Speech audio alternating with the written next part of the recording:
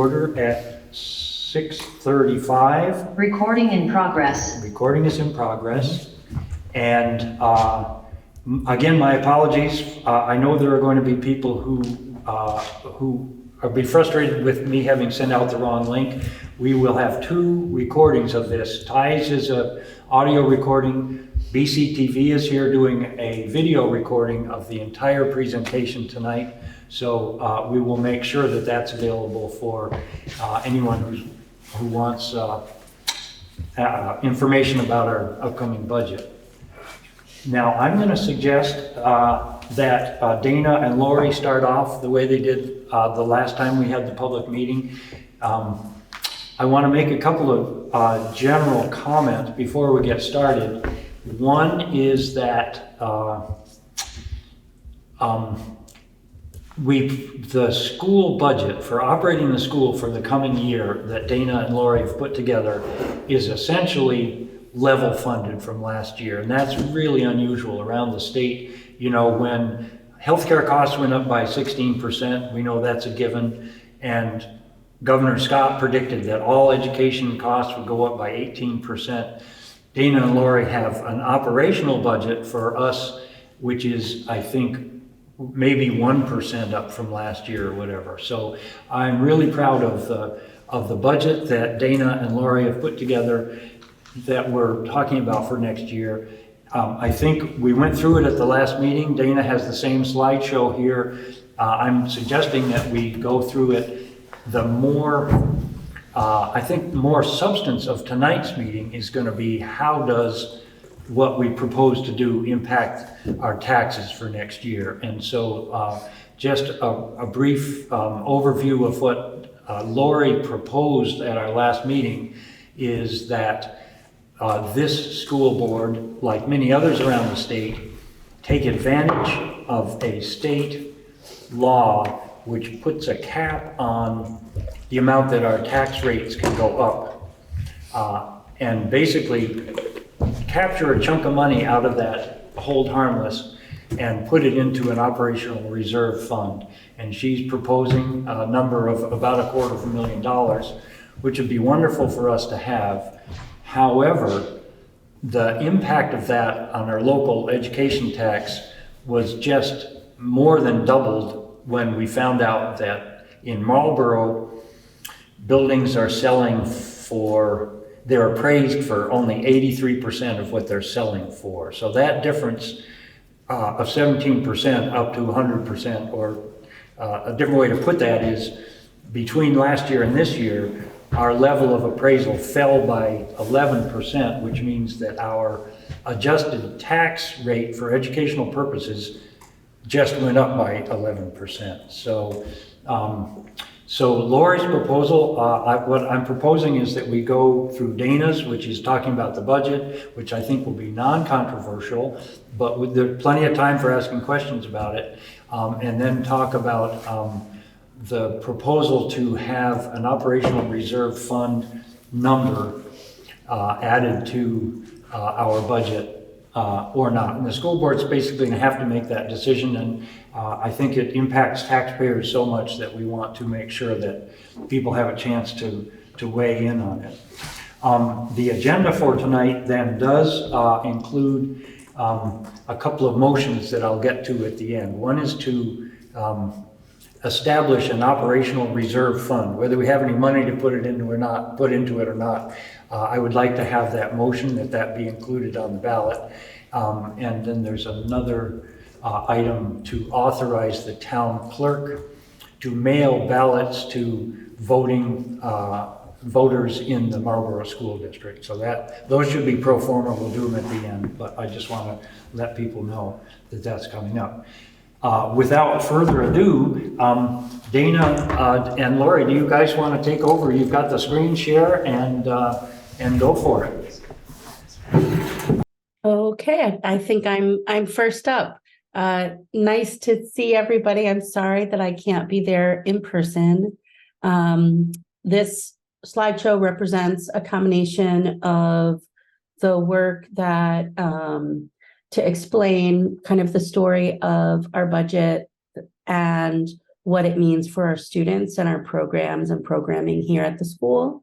And then when I'm finished with that piece, Laurie will come in with all of her business office knowledge that she explains so well that I don't really know how to explain. But so the story behind the title of this slide is that in the coaching that I receive as a leader, I had a conversation with my coach, and I was talking about the budget and how we talk and think about it. And she asked me, how does your budget align with the priorities of the school? And I thought that that is a really excellent question and a great way to think about why we put the things that we put into the budget. And on this front slide, I think just to show the range of things that are happening in our little community school every day. Oh, come on. There we go. First of all, we operate school according to a mission, and that mission was developed with a variety of stakeholders. And the mission of the Marlboro School is to develop personal growth, creative problem solving, and diverse means of communication in students so they are knowledgeable stewards of their communities at home and abroad. And I think that this mission really speaks to the values of our community, not only right now, but over history. We also have to honor our continuous improvement plan. That is a document that's put together in accordance with our own goals and needs, as well as tying into our larger supervisory union. And we have three primary areas that we look at. We look at safe and healthy schools. We look at academic achievement, and we look at multi-tiered systems of support. And it's probably that last one that needs a little bit of explanation. What that means is we need to create a school where we have different systems in place to meet the needs of the range of learners that we have in our classroom. So when I'm building the budget, I'm looking at those things. And then I also, at the start of the school year, we worked as a faculty to talk about our values and what we bring to our school. And this is a word splash. And the way a word splash works is it takes all the different things that were written and it shows sort of in order of how many people chose that particular value. And as you see, there's a lot of values that are really important to our faculty and staff, and that we try to bring to our students and their daily experiences here at our school. So the budget, it supports us to meet all of those goals, which are quite lofty, but also definitely attainable. And no surprise to anybody, the reality is any school budget, the vast majority of the money that we spend goes to salaries and benefits. And that is the formula of budgets, and that is how that works. So who do we have and what are we doing? This shows the students that we have in each classes. We do have multi-age classrooms, so we don't have a single K, a single one. We have right now pre-K, we have a standalone kindergarten, 1, 2, 3, 4, 5, 6, and 7, 8. 5th through 8th is known as the middle school, and 7, 8 has the designation specifically of junior high. And it's really important to us to really view ourselves as a pre-K to 8 school community, but also to sort of honor those developmental milestones that go with being a student in the middle school or a student in a junior high. So we kind of try to honor both of those pieces. We have art, music, PE, library. We hope at some point to have world language again, so that continues to be in our budget. We have all of those kind of behind the scenes or somewhat in front of the scenes roles that help things run smoothly in terms of transportation, food service, nursing, counseling, facilities, administrative. And then we also are really lucky to be part of a strong supervisory union that has supported us to have a very experienced and skillful special educator, academic support teacher, which is new this year, part-time PT and OT, speech, and IT, informational technology. So how do we support the mission and the goals of our continuous improvement plan? These are just some kind of examples and what the lines in the budget that they come from, because sometimes we're looking at those spreadsheets and it's hard to know what does that mean. So when we're working on safe and healthy schools, we continue to do our work around restorative practices, and that comes in our professional development line. We have a behavioral consultant who's been working with our school. She comes to us once a week and she helps our teachers look at different challenges or structures and helps us to problem solve approaches that are consistent and supportive. And that really comes out of our supervisory union assessment. We had 2 of our faculty members lead professional development at the start of the school year, and another one who led one in November, and those were very well received. When we go to the supervisory union for that professional development, those this year have been led by teachers who are masters in particular areas. And so it's peers teaching peers. And that all really comes out of our faculty salary and benefits. We have a really quite amazing counselor and nurse partnership here in our school. They work really hard to support the social, emotional, and academic learning here. They help facilitate our family engagement survey. They are active part of our EST team. And so that comes out of their salaries are what pay for that. And then our art teacher has taken 2 of our junior high students to participate in justice, equity, diversity, and inclusion meetings, which take place with other members from throughout our supervisory union. We also have really been working on addressing health and safety this year through the installation of controlled access to our building, by working to replace exterior windows that really are quite degraded, by changing to a unified keying system that makes it safer to be able to get in and out of rooms throughout our building in the case of an emergency. We've increased the allocated space for food service because there was difficulty maintaining compliance with health regulations were we not to do that.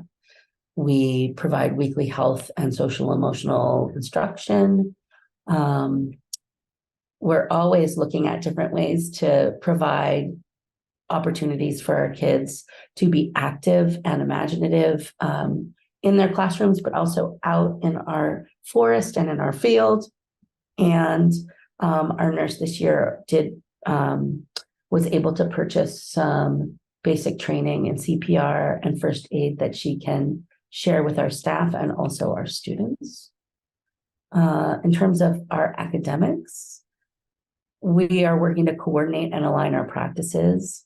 We're using a consistent math curriculum, K-4 and 5-8, that those same curricula are being used in other parts of the supervisory union. So we're able to get support for that work and understanding that curriculum. The same is true for our literacy curriculum. So again, that comes from our SU assessment as well as our really skilled faculty. We've always as a community, supported the idea that we want our students to not just learn here in our building, but to also be out in the world. And that is what you'll see in the co-curricular line. That's what that line funds.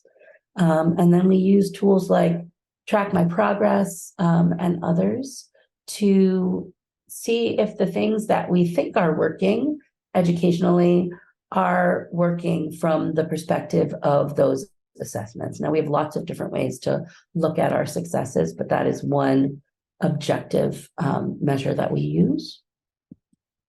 And finally, the MTSS, which is, again, that third part of that continuous improvement plan.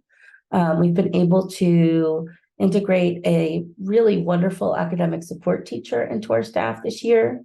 She was hired using title funds that come from the supervisory union. She has support from us and also from other academic support teachers, and is really has a broad understanding of really current practice around supporting student success in literacy and in math. Again, we have the hands-on consultation with a behavioral specialist. We have a schedule that includes time for universal instruction, which means whole class, and targeted instruction, which is smaller group. We have an occupational therapy locker, which helps us address the needs of kids who maybe have some occupational therapy needs, maybe have some sensory needs. Again, creating a schedule that allows time for that targeted instruction that goes beyond the core. And we have a fully formed educational support team that includes myself, our nurse, our counselor, our special educator, and our academic support teacher. That group meets weekly as needed, and teachers from throughout the school will come and we will work and problem solve together around any issues we might see rising with our students. And I hope that that just provides a little picture of what those lines mean. Now I'm going to hand the floor to Laurie Garland. And Laurie, I think maybe you can just tell me when you want me to advance the slide. Sure. And I also sent you a couple of documents. Also, I may have you stop sharing this and share those because those are probably more up to date from the last hour or so. Thanks. All right. So basically, just this is a high level. The board has looked at the details of the budget, but the overall expenditure budget actually is down. As Dan was saying earlier, which it was a pleasure to work with Dana putting together this budget. She was very thoughtful. And in spite of a 16.4% healthcare increase, it really is quite something to come in pretty level funded. So these are the major changes that were put in or out of the budget. There was a reduction. There was a science position that was not filled, and that is happening this year. A junior high position that went to a 0.80. We took out the capital transfer for further discussion. Removed $10K from board expenses for negotiations because there is no negotiations in 25. And just move the food service to its own fund. So you'll see a transfer to food service in the line item budget. There was also a reduction of tuition students. So we're seeing that across the board as well. Okay, next one. Okay, the December 1st letter, which came out on December, a little before December 1st, actually, estimated the average education spending at an increase of 12%. So Marlboro is under that, which is good. Property taxes were estimated to increase by 18.5%. At the last meeting, I think I said, you know, nobody's really probably going to see that 18.5%, but I have to take back my words at this point because we do have some more information with the CLAs coming out. So we'll get to that in a second. Why generally across the state, federal ESSER money is disappearing, otherwise known as a funding cliff. And so districts are putting their positions into their budgets as ESSER money disappears.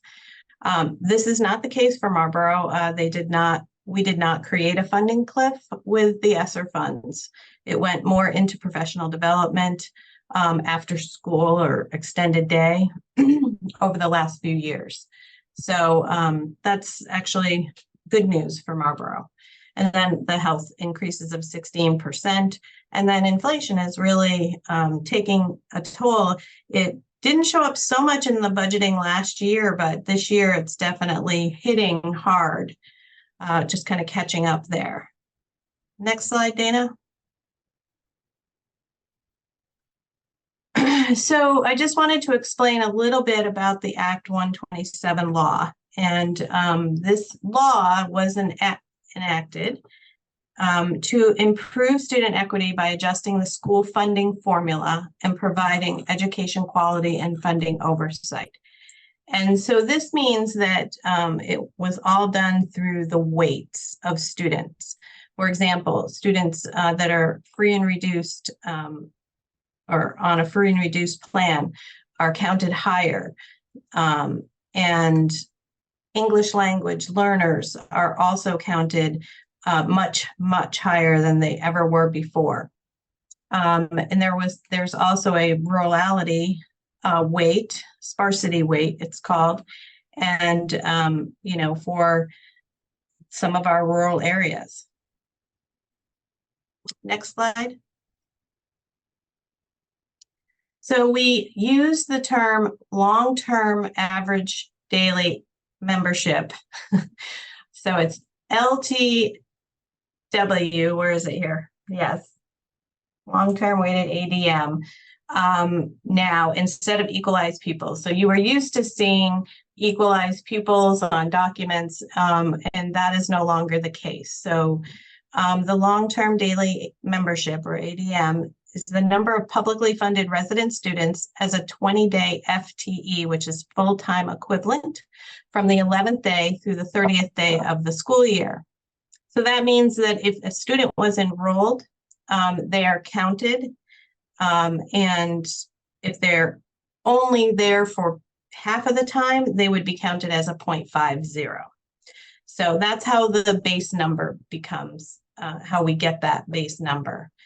So the average ADM for the current and prior years, plus then we have any state placed students from the prior year. So the long-term average is a 2-year rolling average.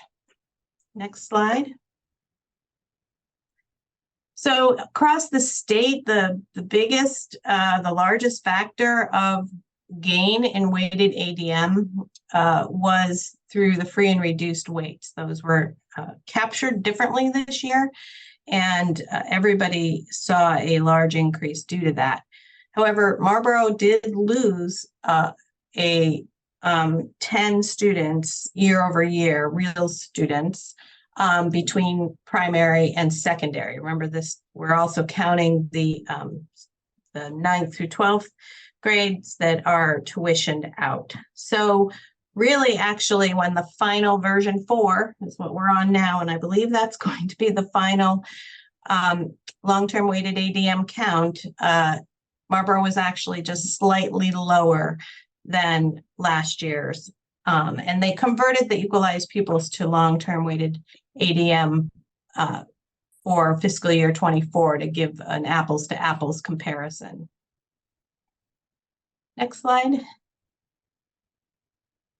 Okay, so I'm going to walk through this. This does represent, I did change this earlier today. And I did add the $278,000 that we think could work in Marlboro's favor, at least up until we receive the CLA number. So what this says is basically, the year-over-year budget increase is now 5.22%, not flat like we had said before. The offsetting revenues didn't change. Excuse me. So it makes for an ed spending of 9.75, which is under a 10% cap, which we'll talk about, I think, on the next slide, Dana. No, not yet. Okay, so what this does is it caps the tax rate by adding that amount of money. You're staying under a 10% trigger, a tax review trigger, and you're also capped at 5%. So this would increase your base tax rate by 9 cents. Okay, so you'd be adding money, but you would have a protection of the 5%, and you would still be under that 10% trigger. Next slide, Dana. Okay, so this is where it sort of spells it out. And this is where we talked about last time, where there's a sweet spot in here where you could add money to your budget and stay underneath the 10%, as it says in the first column, but cap your 5%, and you don't get a tax review, and your tax rate can't go up more than 5%. So that's sort of what we were aiming for last time, was that what I consider the sweet spot of understanding how the law works and budgeting to that. Next slide.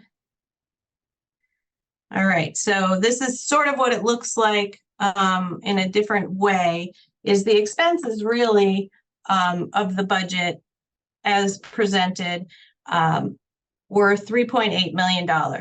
We were going to add this one time for reserves, and now we have total expenses of 4.1. So this basically is just saying it keeps you under the 10% trigger. And next one. Okay. But after the common level of appraisal, so the common level of appraisal came out, and as Dan mentioned, there's a variance of about 11%, which pushes your tax rate. You still have the cap, but it pushes it up to 226, which is 36 cents, 19% over last year. So without the additional money, the tax rate would be $2.10 after the CLA. So either way, you are definitely toppling over that that $2 mark, as are a lot of districts throughout the state. And I'll just sort of touch on what I'm hearing and what is happening. I had reached out to Nicole Lee, who is the new Brad James, and just asked, simply, what is this, what if everybody uses the cap? What's it going to do to the yield? And what is the CLA, dropping dramatically for basically any town that was not reappraised? What will the yield do? Because that's the only unknown at this point, is how the tax commissioner will use the yield to bring in enough taxes for the education fund. So she could not give me an answer, and about an hour later, and I had just emailed her just privately, about an hour later, a whirlwind of emails started flooding in about how everybody's tax rate is going up 26 to 40 cents across the board, unless they were reappraised, districts that were, or towns that were reappraised. So the other thing I just wanted to point out, because I know that you will be looking at a bond in a few years. So I wanted to equate what that 278 could look like, in a few years, a couple years, when you need to go for a bond, either for renovations or for moving. So, I wanted to put that out there. So it's not unreasonable to see that number added to your budget, because at some point you will have a number like that added to your budget. So I wanted everybody to understand that. So I can walk through, I do have a couple more documents, if it's helpful to just kind of see the difference of how the tax rate would look without the 278 added to it. If we want to go there. And I think that's it, right, Dana? I think that's the last slide, maybe. Oh, one more wonderful slide. Yay. What you do it all for. That's why we're here. Yes, that's why we're here. So I'm happy to, if Dana wanted to share those, I'm happy to talk through the differences, but basically we're talking 15.5, 16 cents that, if you add the 278, stay under the 10%, use the 5% cap, it would cost 15.5 to 16 cents more than what your tax rate would be, which is significant. That is a significant amount of money. $160 basically on the 1,000. So, that could be very costly for taxpayers that do pay full boat. I mean, I will say that 70% of you do pay on income plus property, but for the 30%, this would be a large hike. Either way, it's going to be a large hike. So, Laurie, what I'd like to propose at this point is, because I don't know whether people who are zooming in might have questions about the actual expenditures that Dana kind of went through. I'd like to give people a chance to ask those questions. And then I want to make it clear that I don't think the school board is going to approve a budget tonight. I don't see that happening. We just want to get the field of it, kind of on the various different options, and go from there.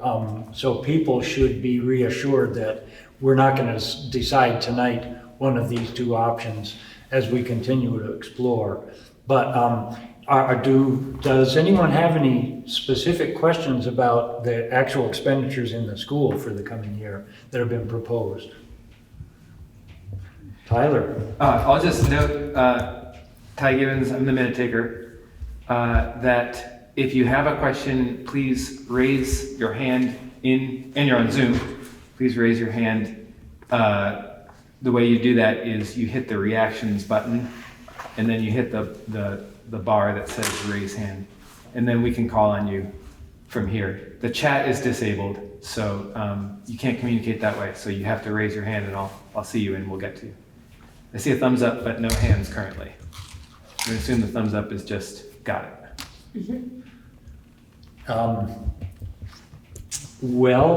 Seeing none, maybe then, Laurie, we should continue the discussion of the tax impact.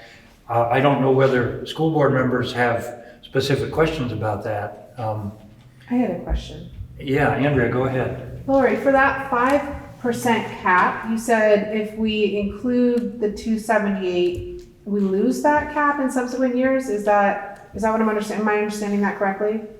So if you add the 278 to the budget, you will cap at 5%. If you don't use the 5%, you don't add the 278, then you do lose the cap for the subsequent years. So anytime you don't use the cap in the next 5 years, as long as the law stays the way it is right now, then you lose it for subsequent years if you don't use it. But I want to point out that by adding the 278, the tax rate and this is before CLA, the 5% happens before the CLA is affects it.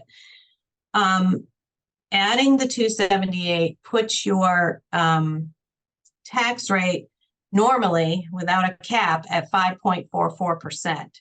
So you're not that far over that 5%. And so what I'm also hearing is, especially after this flurry of emails that happened late this afternoon, is, will the tax commissioner raise the yield and not lower it? So lowering it protects you, right? Because you have that 5% cap. But if all of these CLAs are, causing tax rates to go up so significantly, will they raise the yield? In which case you might lose that 5% protection anyway, because all it would take would go. So the yield is $9,452. All it would take would be to go to $9,500, and Marlboro would drop below that 5% and lose the 5% protection for subsequent years. So it's sort of, at this point, you're so close to that 5%, it may not be worth it to raise taxes, that much more and not get a protection if that is what happens. Does that make sense? And Yeah, so I guess the other question is, then it sounds like the commissioner might be, 20% across the board for everyone in Vermont that's paying the full amount sounds like a lot.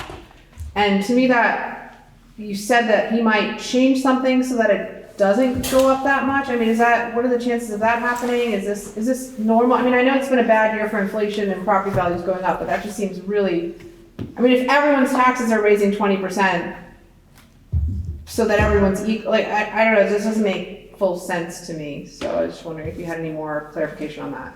well, it's really about, it's more than just about the CLAs. It's also about the education spending. So as I said, the average was projected at 12%. I looked at all of our districts in the SU, and we have a very wide range from our ed spending in Stratton being down almost 40% to Wyndham being up 53% and others in between there. So our average is 11.68. So on the average, we are, Wyndham Central is under that 12%. So that says to me that you don't need to do anything with the yield. You could leave it alone. But then you add in the CLA issue, and then we don't know what other districts are doing because we're all tied together. So if other districts across the state, their education spending is more than 12%, the majority, then not enough money would go into the ed fund with this yield. So they would drop the yield to raise taxes.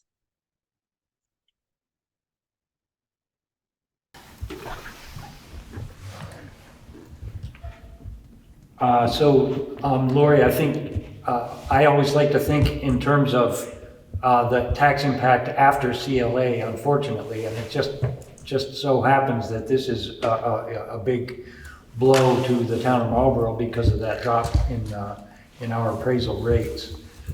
And unfortunately, I think everybody understands this, but the cap is on pre-CLA taxes, not post. So they're going to be proportional to each other, but those are big numbers. I guess one of the things I will be looking at is exactly what you were talking about. Maybe you got a flurry of emails today. What is our analogous town seeing? If we're talking about, I think you said $2.26. If we keep the reserve fund monies in there and the CLA drops, which it has, $2.26. What are other towns looking at that in terms of actual numbers? I'll be very interested to see that as we go forward.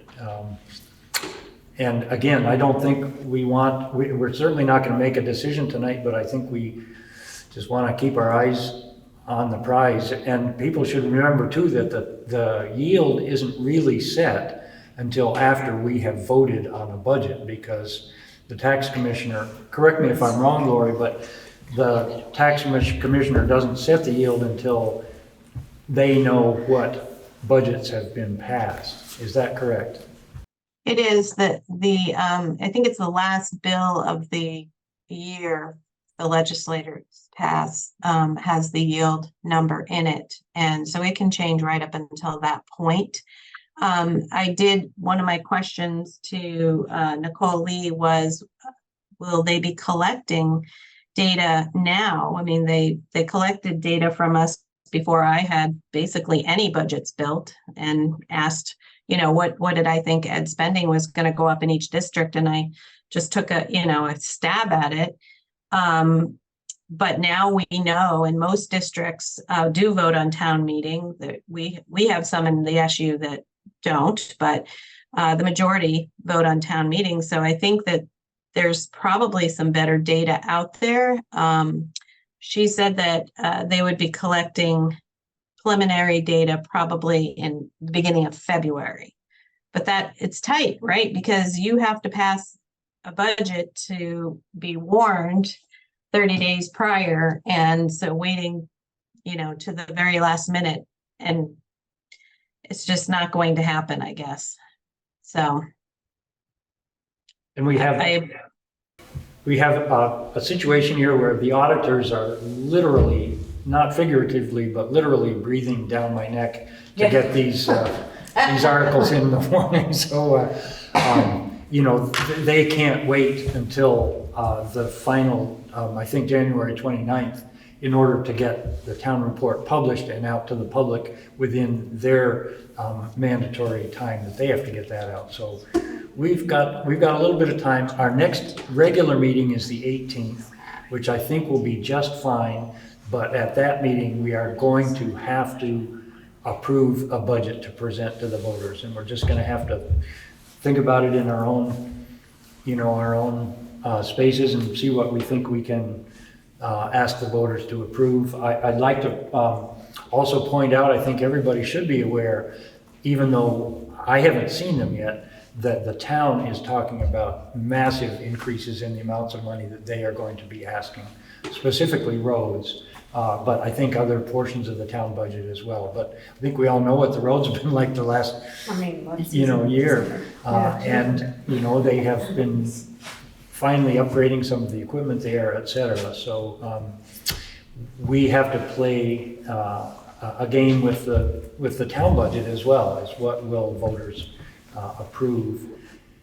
And I'd like to reiterate something that Laurie pointed out, is that about 70% of the taxpayers in Marlboro get a substantial break on their educational property taxes. Many people pay just a small portion, some as small as I think about 3% of the total education property tax is paid out of pocket, and the rest is paid by a state fund.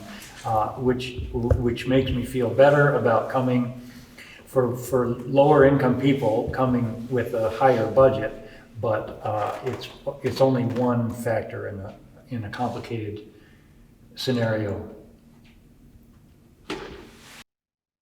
Any further questions? And if I could interject. Yeah, please.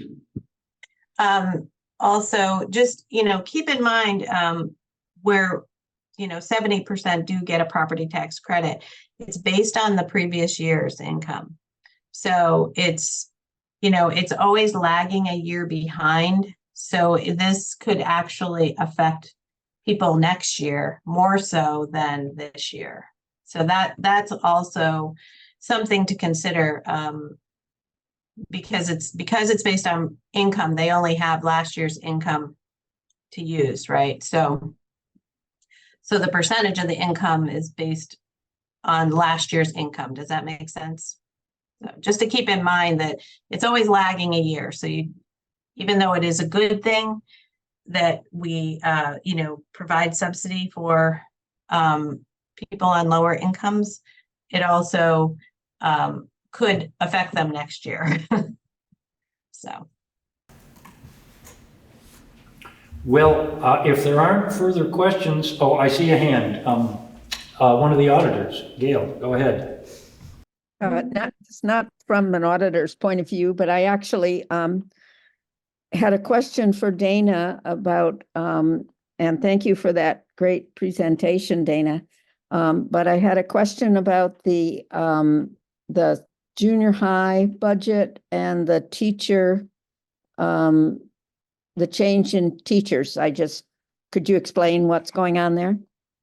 Sure. Some of this happened before I stepped in, but when we were looking to sort of finalize staffing for this school year, instead of hiring a full-time science teacher, one of our junior high teachers was able to apply for and receive a provisional to teach science. So she's teaching science to 7th and 8th grade while she pursues that provisional licensure.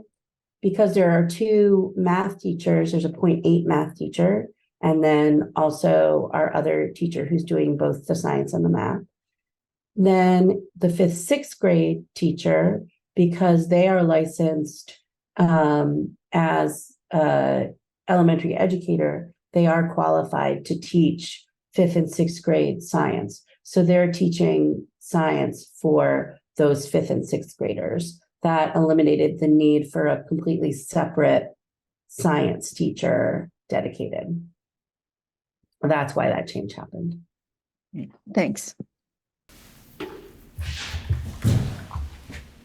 Further questions or comments?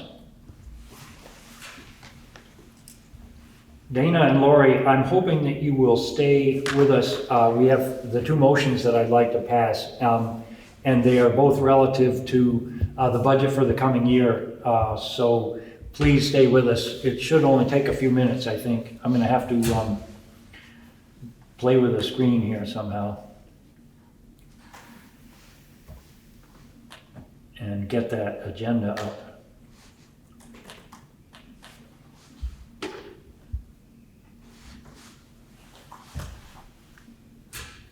So I would like to entertain a motion and I have been checking this through with Sean Toohey from, who we all met last night, from the Lynn Law Firm. I would like to entertain a motion to add this article to the warning for the annual school district meeting by Australian ballot, to see if the voters of the Marlboro School District will authorize the school directors to establish an operational reserve fund to be used for such future expenses as bond payments, major building changes, emergency expenditures, or to reduce tax impact. So moved. Do I hear a second? Second. Is there discussion on that? Now, everybody should understand this doesn't mean that we put any money into it. It just means that it exists if we decide to do so. Are we ready for a vote? Yep. All in favor, please signify by saying aye. Aye. Aye. Any opposed? That will be on the warning. And the second one,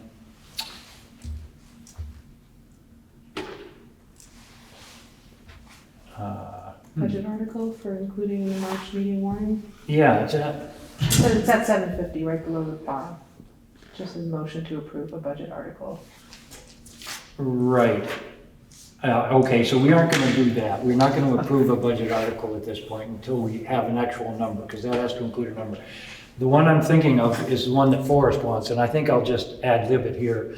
I